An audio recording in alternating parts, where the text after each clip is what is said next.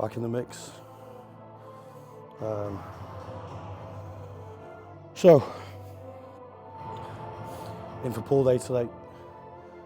Big session going down. Logbook all written out.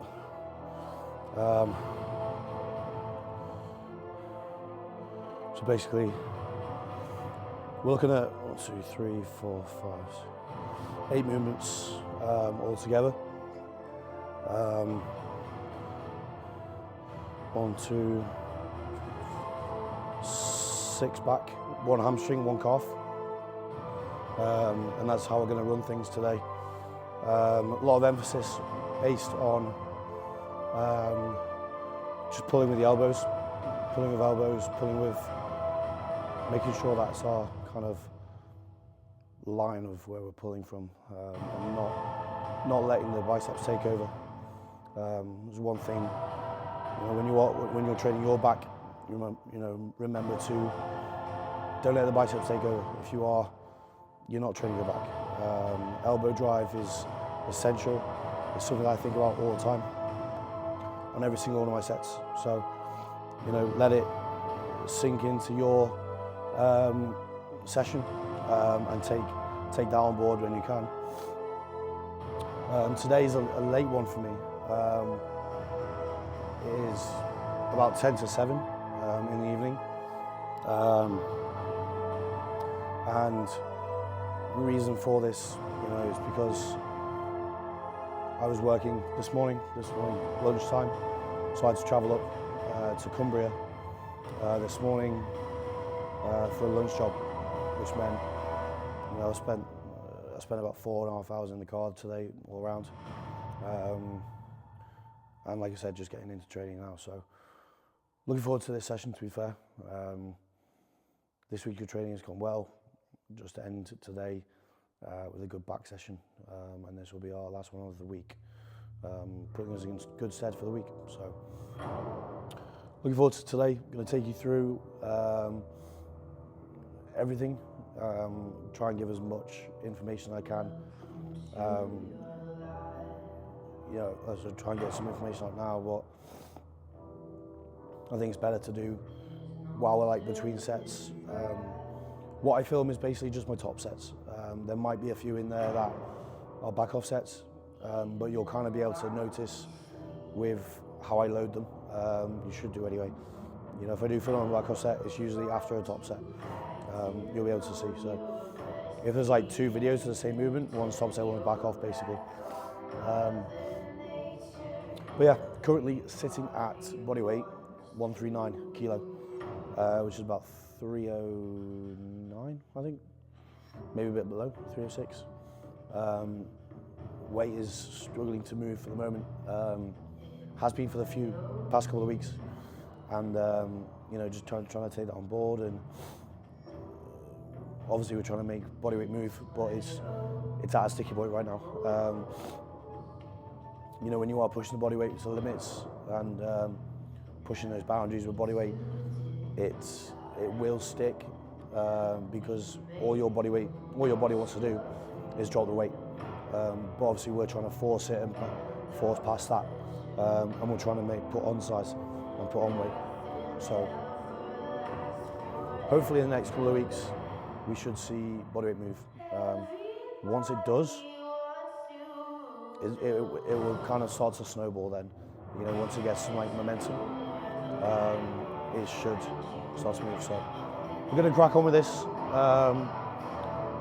and I'll obviously take you through it set by set and show you what's on today's menu.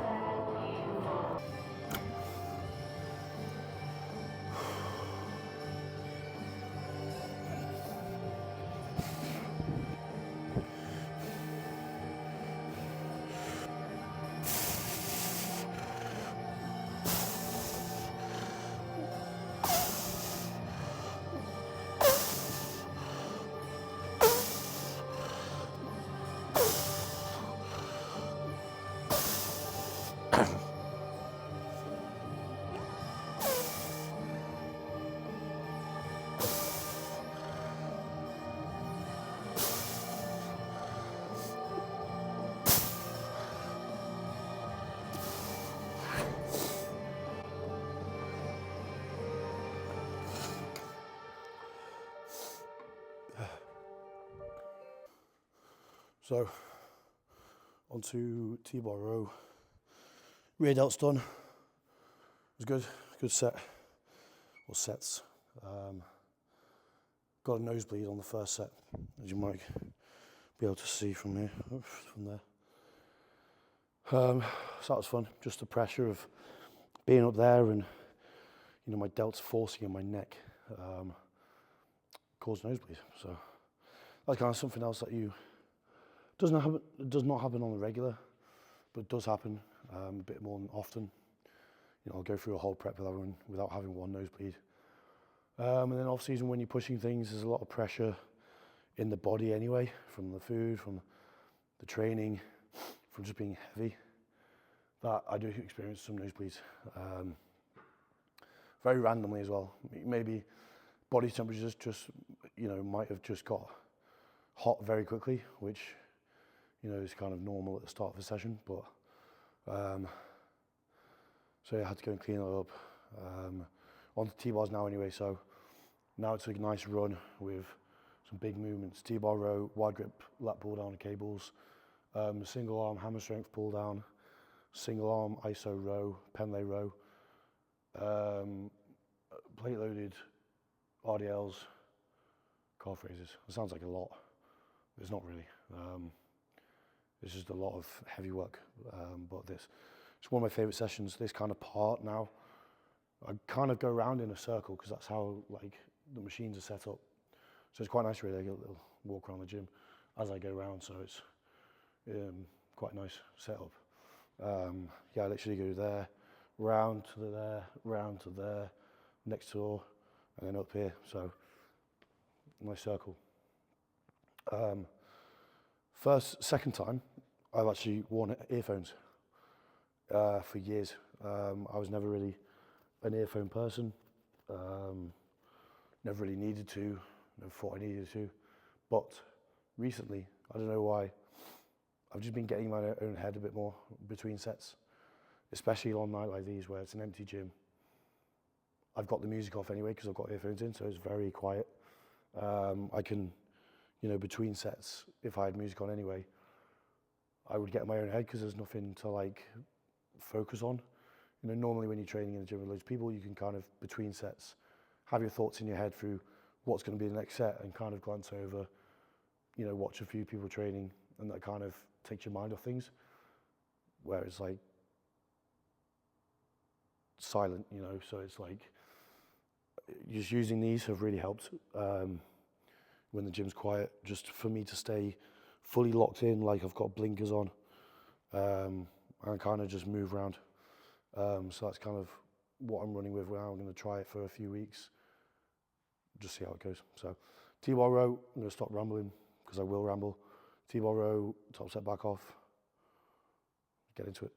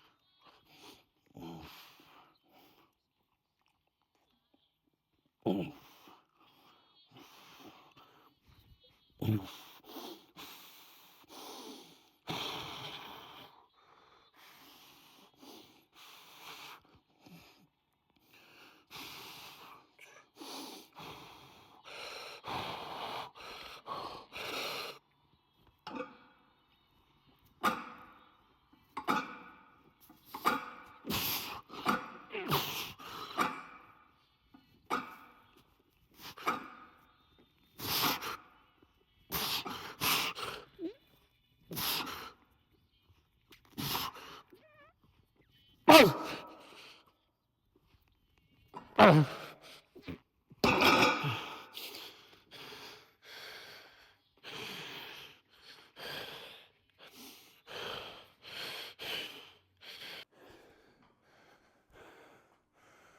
done.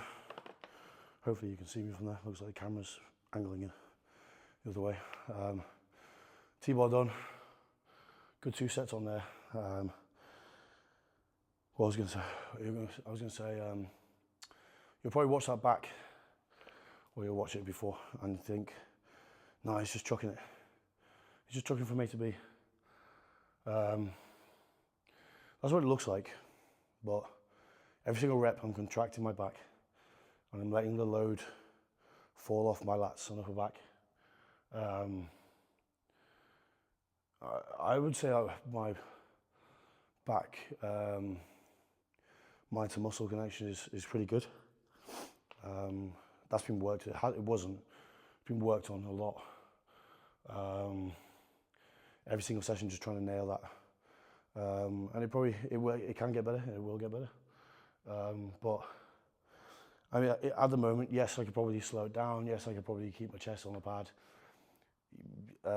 Yes, I could probably pause in the hole. Yes, I could probably, the list goes on. But if you start to think about all these different things, you're going to be lifting 2 plates. And I see it all the time. Guys just lifting 1, 2 plates on a T-bar row. Really, really strict form, really, really slow negatives. And it's like, yeah, good. You know kind of what to do on the movement as such, but you're missing the fundamental part, which is training hard and training heavy. I'm running with this now, 7-plate top set, 6-plate back off set, because I enjoy it. My back feels fucked afterwards. Like, it feels pumped, it feels full of blood. My contractions are still good. And I'm just running with it. And it's the first time I've been able to hit 7 plates. I've been working up to 6, I worked up to 5 plates, I worked up to 6 plates. Now I worked up to 7 plates, and this is taking years. I've been on T-bar rows, been in my back session for the last 4 years. So to get up to 7 plates, that's how long it's taken. So yeah, you could say that I could work on a few things. I probably will. I probably will get to a point where I might drop down load and I might focus on a bit more negatives, but that would be with 6 plates for a top set and 5 plates for a back off. Still pretty heavy. A lot of my training is based on how strong can I get with making sure that my form is still good. Not perfect, but good. I would never, and have never, just come into a set and gone, okay, I'm just going to do perfect form on this. For one, perfect doesn't exist. And like I said before, 2, I'll probably just be doing half a stack, which is not going to cause any adaptation and stress to the muscle. It's not going to make it grow. It might do when I was like 17 and it was my first day in the gym, but not right now. I've been, challenging myself with strength for years, and I need to continue to do that to add muscle onto this frame, because that's what it's used to.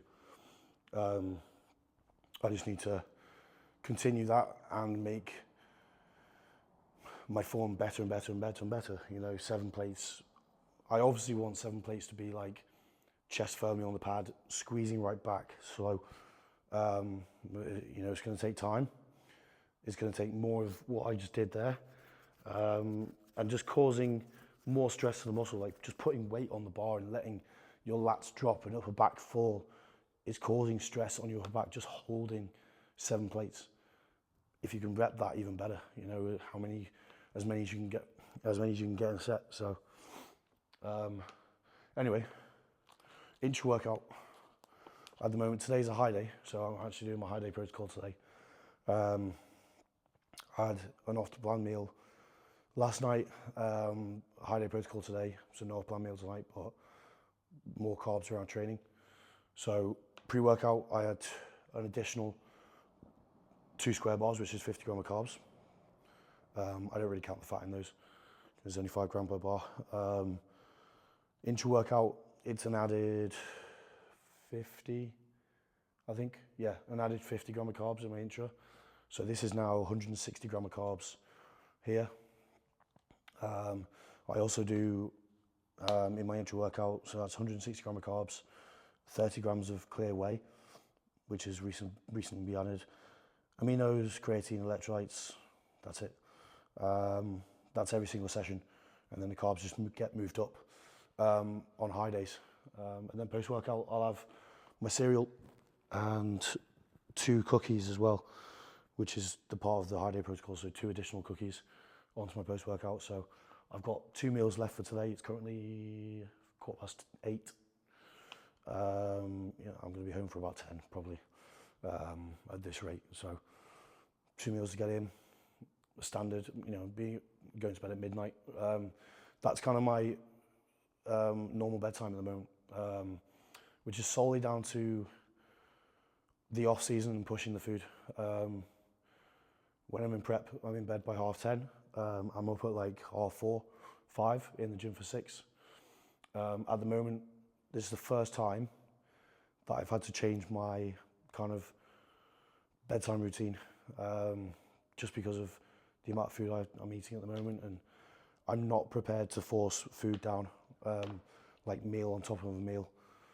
I want to, I take it through the day as when I'm hungry, I'll eat. Obviously, there's points, I haven't been hungry in months, but there's points where I'm more hungry than other times in the day. So I will choose those times to eat. And if that means pushing, my meals back for my last meal going in at 11, then so be it. And then I'm going, I'm going to bed at 12 because I don't want to go straight to bed on a full stomach. So that's how that's been planned out. And then coming in the gym in the morning has also been extended. Like I said, I was here at 6 in the morning for the last 5 years. And now just this year with going to bed a bit later, I can't get up at the same time because that would mean I'd be getting like 3 or 4 hours sleep. So I'm getting up at 5:30, 6, and then in the gym for like 7:30, just because I need that sleep, and it's been hard mentally to do that because I'm stubborn and I like my routine. But I know it's necessary in terms of recovery. I know that if I just force myself to be in here at 6, going to bed at midnight, 1 o'clock in the morning, I wouldn't be recovered. Training would be shit, which I experienced a few weeks ago before I kind of started this new routine. I was forcing myself to come in the gym at 6 and training was just not going my way. And I can't let that happen because it puts me in a massive mood, and 2, progression would just go to shit. So things we have to do, it will all turn back around in prep, but once I drop body weight, once I drop food, my routine will go straight back to what it was. No question, 3 to 4 weeks into prep, that will all get changed. And I'll be going to bed at 10:30, waking up at 4:30, 5, in the gym as soon as possible for cardio and training. So I'm going to crack on with this.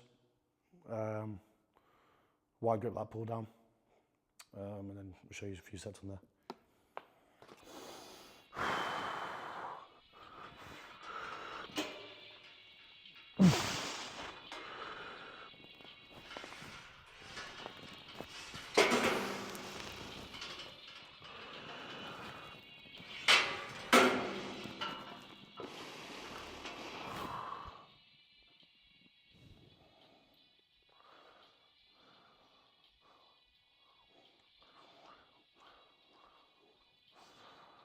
Ah!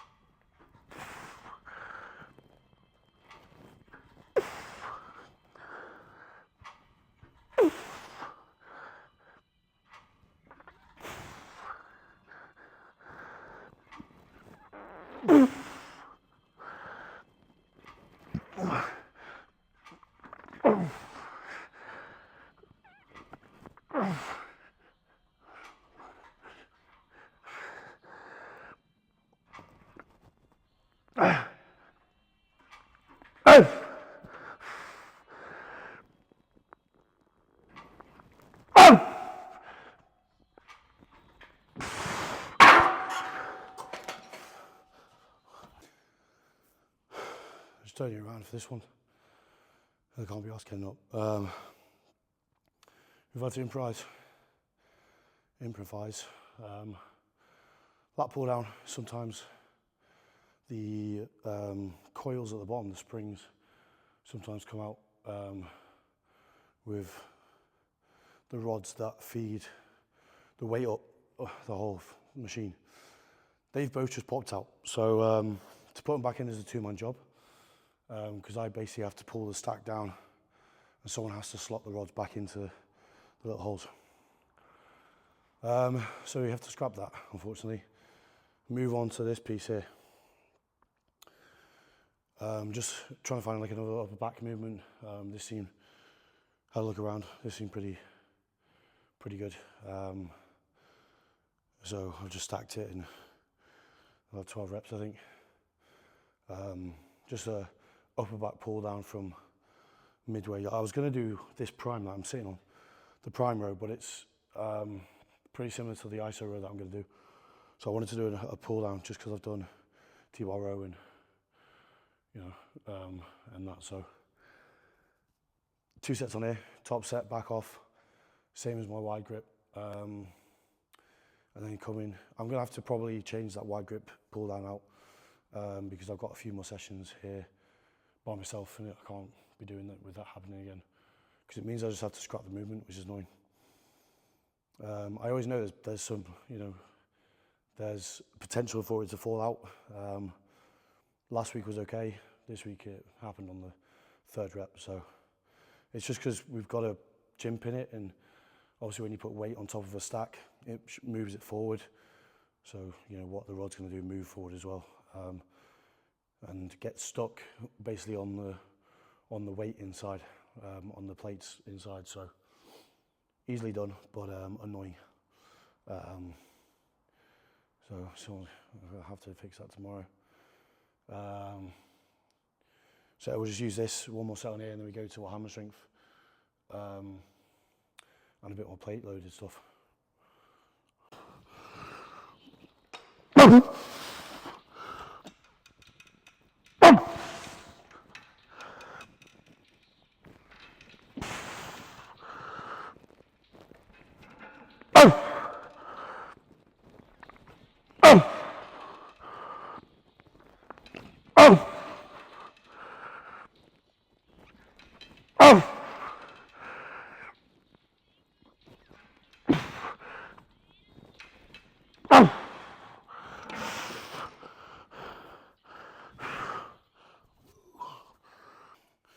Moving on to our next movement, which is the ISO row, single arm, standing on this one. So you've got to make foot placements are in the right place, and then we can row. Say, for example, if I'm rowing with my right hand, I will make sure most of my body is on the right side.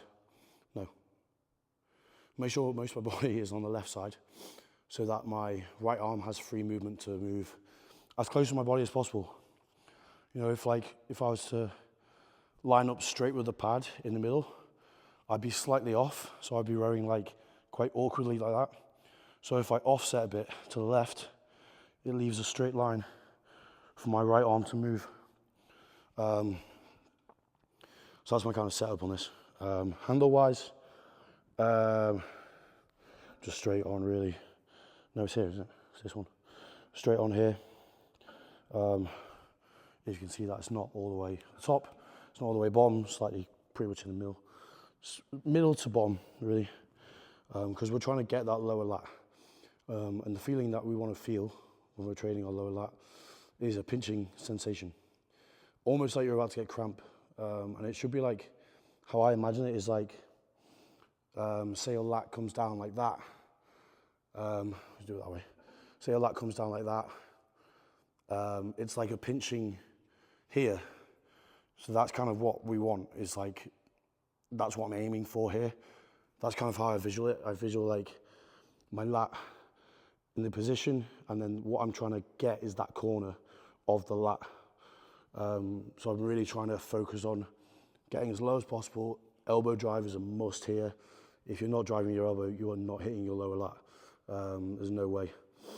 The elbow drive has to be pretty much down motion, so sinking in, and then squeezing and getting that pinch.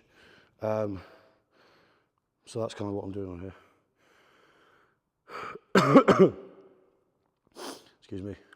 I forgot to mention as well, we're doing rest pause and drop sets as well. I might have mentioned it on another video, maybe. I think I did. But rest pause drop sets on 3 rest pause sets and 1 drop set, I think. Or it's just 4 rest pause sets.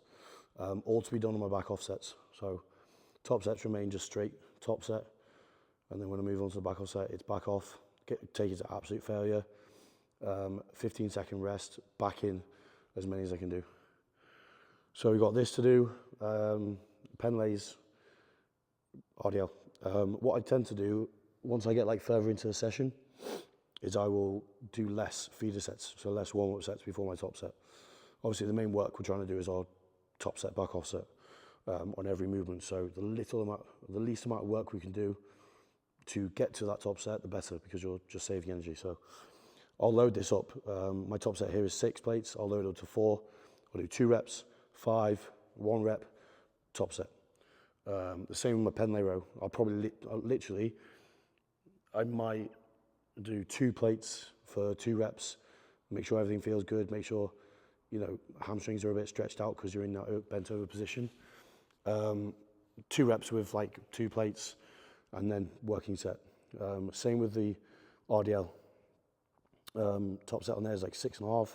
So I'll do 2 plates, 4, 6, 6.5. Really on there, you're just trying to make your hamstrings warm. But pretty much, you know, hamstrings are fairly warm anyway for the amount of like stance we're doing and standing we're doing and the bracing and everything. So anyway, we'll crack on with this.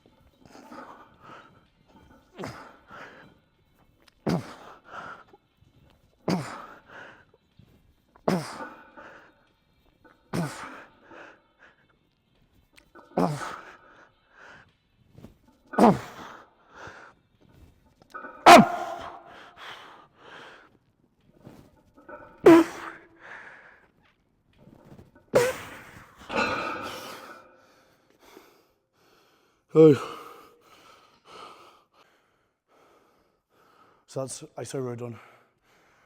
It's looking like my battery is on the way out, unfortunately. So I don't know how long I've got left, but if it does go out, we're going to do the outro now.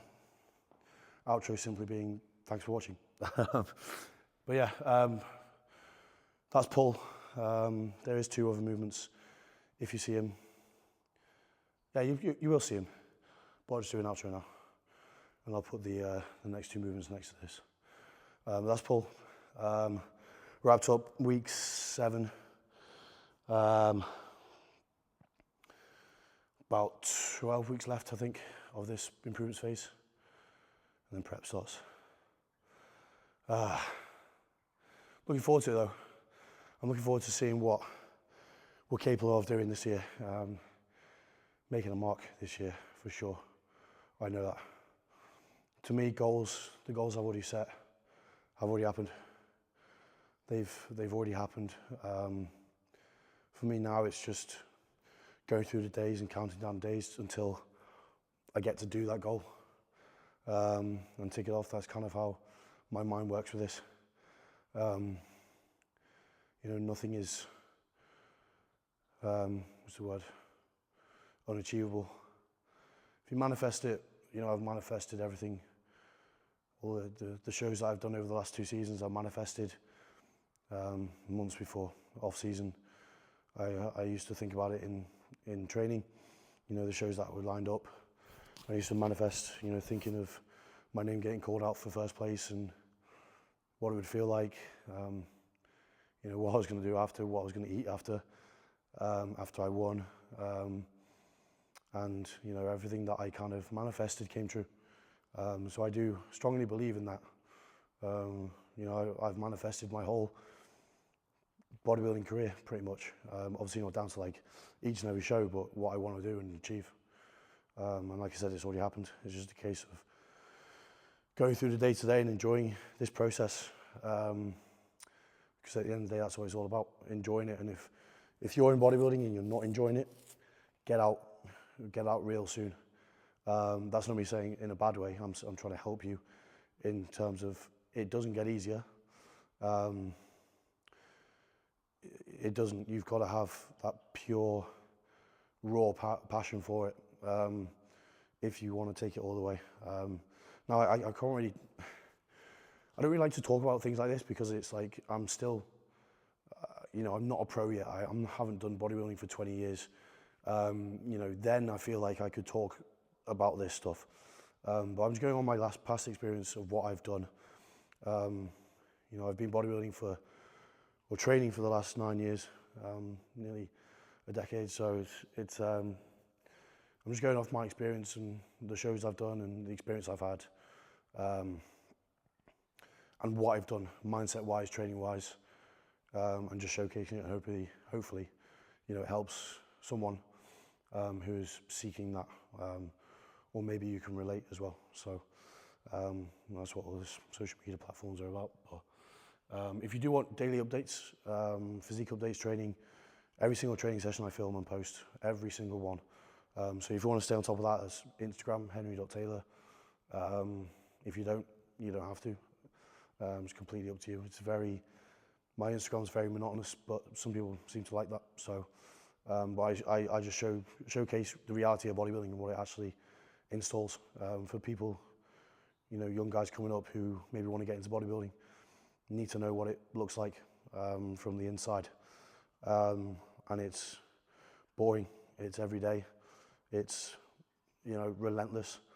There's no like party balloons and I don't know, flying unicorns. I don't know. But there's none of that. It's just day after day, same shit. Going towards the goal you want out of bodybuilding. As simple as that. So yeah, that was a long outro. But yeah, appreciate you guys for watching. I'll be back for another one. I apologise that this is again another back session. But I will be hopefully filming legs. At the moment, I'm just enjoying training legs, to be honest. I don't really want to be picking up and filming all the time. I just want to get in the session, do the session without any kind of interruptions. So